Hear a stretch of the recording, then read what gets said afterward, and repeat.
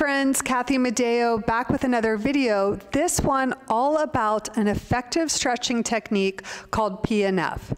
This technique will help to increase your flexibility, your passive and active range of movement, and we can use it in a variety of different yoga poses.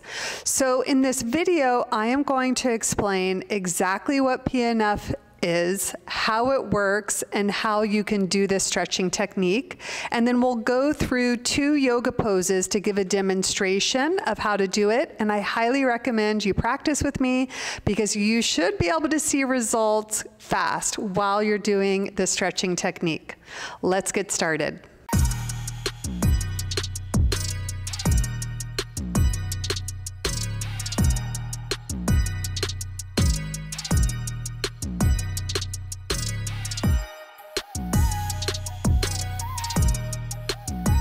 So what is PNF? Well, it's an acronym and it stands for proprioceptive neuromuscular facilitation.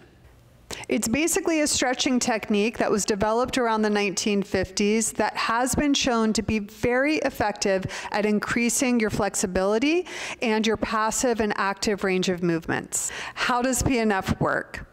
Well, there's a nerve receptor located right where your tendon and muscle meet. And this nerve receptor, it's kind of like this tree-like sensory organ, and it's encapsulated in this kind of connective tissue. And what happens is when your muscles are put under tension during a stretch, the sensory organ sends signals to your spinal cord. And then your spinal cord sends signals back to the muscle to tell it whether or not to tighten or relax. PNF stretching technique leverages this process by basically kind of tricking the GTO or the Golgi tendon organ to sending the message back to that target muscle to relax. So how do we use PNF? Well, first we need to understand just a few key concepts about the way muscles work. So the first thing I want to introduce to you, if you haven't heard of this, is that muscles usually work in pairs. So we have one muscle called the agonist and its opposing muscle called the antagonist. And so, for instance, if we take the bicep muscle is the agonist. So when I contract it, its opposite muscle, in this case the tricep, will stretch. So another example is the quadricep. If the quadricep engages, it's going to stretch or lengthen its opposing muscle, which is the hamstrings. So most of our muscles work like this. And now this is what's called an autonomic response, meaning you don't have to do anything, it just happens. If I curl my forearm to my bicep contracts, my tricep lengthens. This is called reciprocal inhibition. Now, what does this have to do with PNF and stretching? Now, while this process does happen automatically, we can also kind of leverage this process to help lengthen and stretch the muscles more. You might have certain muscles that aren't quite like activated or turned on, or maybe they're a little bit weak. And so if you can learn how to engage them more mindfully, then you could think logically, well, that opposite muscle is going to stretch and lengthen more. For instance, when I do some yoga poses, I notice my quads get really sleepy and my knee is a little bent and I'm not getting nearly as deep of a stretch in my hamstrings that I could be getting. But when I wake up to them and I kind of tap them and I turn those muscles on, then my knee will straighten out, the knee joint will straighten out, and I'll start to get a better stretch of my hamstrings. Another key concept we want to understand is the way that muscles contract. So there are 3 different ways that muscles contract. I'm going to go over 2 of them today. So we have the way that we're most familiar with muscles contracting, which is a concentric contraction. Basically, our bones kind of work as levers, and when our bones move, the muscles contract. So like a bicep curl that I mentioned earlier, your bicep contracts when your forearms move towards the bicep. It shortens, the muscle shortens. We also have another type of contraction called an isometric contraction. So I can put my muscle under tension and it will still shorten and contract, but no bones move. And this is where PNF comes in. We can basically add tension to the target muscle that we want to stretch in order to send that signal by way of the Golgi tendon organ to the spinal cord to send the signal back to say, hey, we need to relax. You seem really stressed out. Let's relax this muscle. And so that's what we do in the PNF stretching technique. So there are a variety of different ways that you can do the PNF technique, all of them effective. I'm going to teach you 2 of the 3 most common ways to do it. And this is what we'll do. We'll take a pose, a yoga pose, and we'll hold that pose for about 20 seconds. And then we're going to create some tension in the target muscle. We're going to create an isometric contraction at about 30 to 50% of our effort. And we'll just hold that for about 5 seconds or so. And then we're going to go back into the stretch passively, meaning we're not going to put any effort, we're not going to engage, we're just going to hold the pose for 20 seconds. And then we'll come out, we'll take a 20-second break, and we'll do that 2 more times.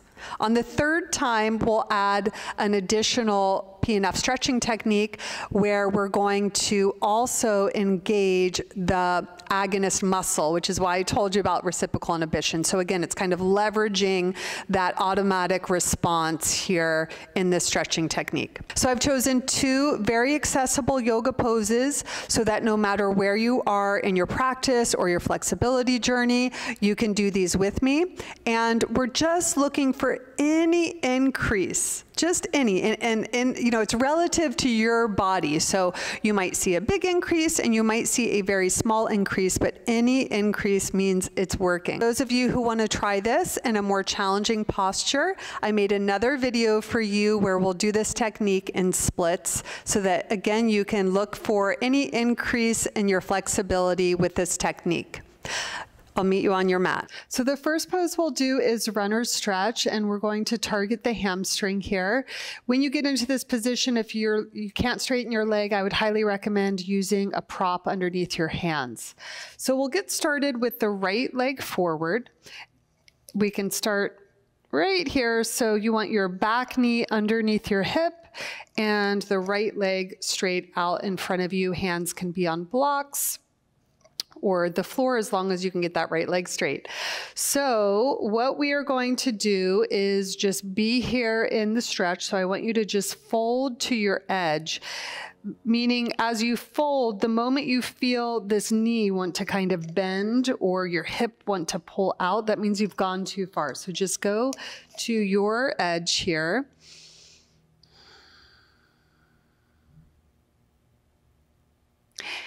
And now we're going to do our isometric contraction. So flex your right foot, keep your legs straight, and imagine you're dragging your right heel back towards your hip. And it might actually move a little bit because of that action, and then it'll kind of stop, and you should feel some tension in the back of the hamstring. We're holding this for about 4 more seconds, 3, keep dragging the heel back, 2, 1, and now I want you to just fold. So release that sensation of dragging the heel back and fold. And you should feel, as you fold, a little bit of increase in that range of motion, a little bit of lengthening in the hamstring. And remember that increase is relative to you and your body. You might not be able to visually see it very much, but any little bit is a win.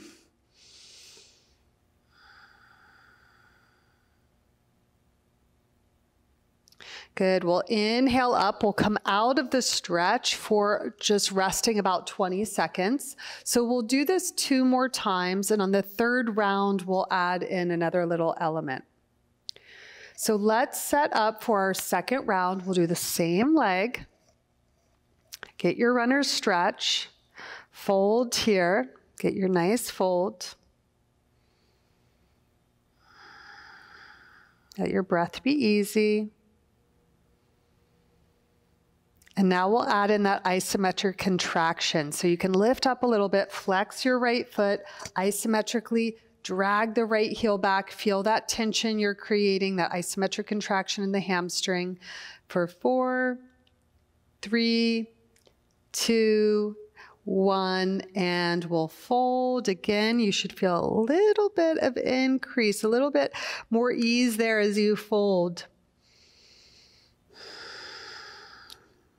Don't need to do anything other than just keep the right knee straight if you can, and you might be up here, and that's just perfect wherever you are.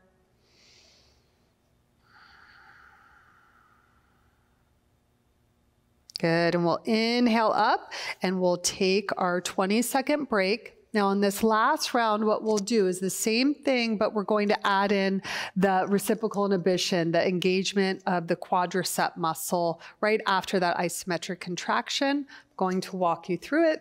So let's do this together. Right leg forward, set up your runner's stretch, take your fold.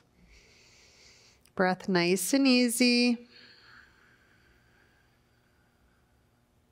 It's normal to feel a stretch or tension or sensation in the muscles here.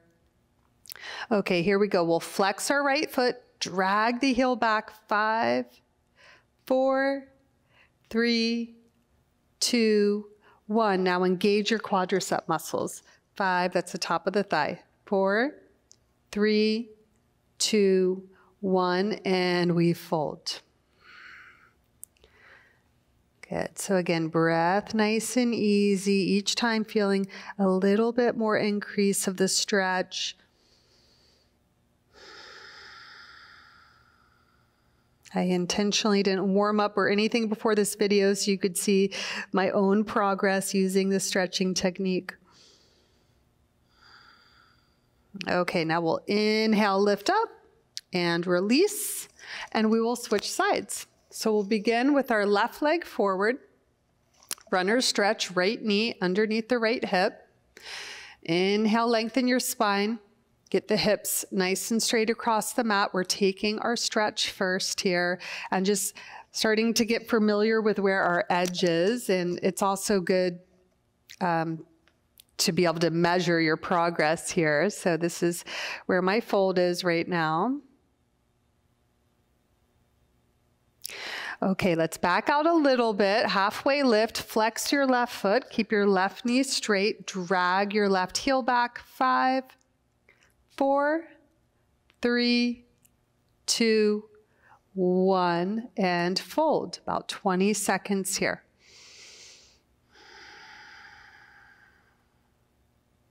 So you might notice that one side might feel a little more tension than the other, or one side's more open than the other. It's fairly normal. Okay, we're going to back out, take a 20-second rest. So my left side is my much more open side, so the blocks were getting in my way, so I'm just moving them away, but you keep your blocks there if you're using them. And we'll go for our second round here. So runner's stretch, left foot is forward, hands down, hips squared here, and we're folding.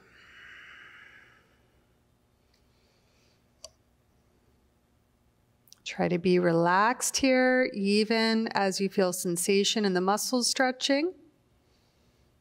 Okay, we'll inhale up a little bit, flex your left foot, drag the heel back, feel that isometric contraction. 5, 4, 3, 2, 1, and fold.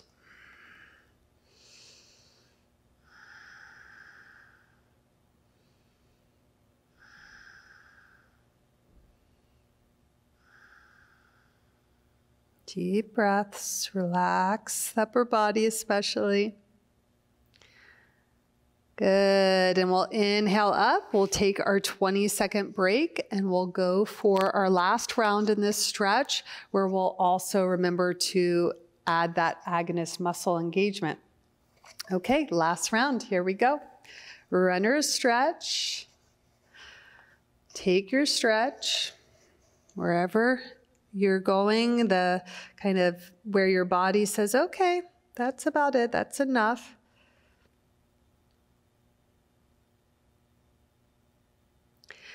And we'll inhale, halfway lift, flex your left foot, drag the heel back. 5, 4, 3, 2, 1. Remember, now we're engaging our quadricep muscle. Sometimes I tap it to make sure I have sleepy quads here. 3, 2, 1, and relax that engagement and fold. I'm always amazed by this because I was definitely not here when we started. Deep breaths. Hoping wherever you are, you're feeling some increase, even if it's just a little bit of that increase. A little bit is a win. Celebrate those wins. Okay. And we will release. So our next pose is cobbler's pose, also known as butterfly pose. And this pose stretches your adductors, your inner thigh muscles. Now I'm making an assumption that if you're watching the video, you might be like me on the tighter side. And so I want you to just go ahead and sit up on a blanket that will help keep your pelvis in a good position for this stretch. Soles of the feet together, the knees wide. And you can see my adductors are quite tight because my knees are high off the ground, right? They're higher than my waist. And that's what I look for in my yoga students, knowing if a technique like this might help them. And so the first thing we're going to do is just be here in our stretch. So we'll take what's called a passive stretch. We'll just be here. Now the back might have a tendency to round under here, especially if you're tight. I want you to try to resist that a little bit by pulling the sternum up, crown of the head up. So again, this pose is, we're going to stretch the adductors here. Now we're going to move into that isometric contraction. And how are we going to do that without someone helping us? We're going to use our own body to create some resistance. So what you will do is you'll take your hands to the tops of your feet here, and you'll actually lift your knees up a little bit more, all the way up into your elbows. And I want you to imagine you're trying to push your knees wide, but then also push your knees into your elbows. So you're creating, you can probably feel it now, that isometric contraction in the adductors. And we'll hold this for 5, 4, 3, 2, 1. Keep your hands here, keep lifting the sternum up, and then let the knees fall out to the side, just wherever they go. And I can already see an increase of range of motion here. We're going to hold this, and we're not folding over in this pose because then we're targeting other muscles, which is fine, but not for today's purpose. If we fold over, we're going to start stretching the glutes and the low back and everything. So we'll be here another couple seconds. And we'll do that again, basically. Actually, we'll take a break. So just take a break. Let's straighten our legs, windshield wiper them side to side, just taking less than 20 seconds now, and then we'll set up for the second round. Okay, let's get our feet all positioned. And we'll take just our hold now here, reach the crown of the head up, let your knees go wide. Just holding here for about 20 seconds. And now we will add in our isometric contraction. So again, you might need to bend over a little bit to get there, but bring your inner legs into the elbows, and we're pressing the legs away and with our elbows, and then pressing the legs into the elbows. 3 more seconds. And we're releasing, crown of the head lifts, let those knees go wide. I even am able to move my heels in a little bit. And again, every increase is relative to your own body. So just looking for any little increase. Holding here. Use your breath and just relax. Okay, we'll come out of the pose here. We'll rest for about 20 seconds, and we're going to add the agonist contraction as well. So what are the opposite muscles of your adductors here? Will be those external hip rotators. So basically we'll be squeezing those for about 5 seconds, and I'll walk you through it. So let's come into our position here. So knees wide, and we're holding. Keep reaching the crown of your head up, imagining those knees going a little bit wider, inner thighs stretching. And we'll come into our isometric contraction. 5, 4, 3, 2, 1. Now squeeze your outer hip muscles. 5, and that you'll notice that really widens those knees. 3, 2, 1, and now we'll take our hold. You can release that. Wow.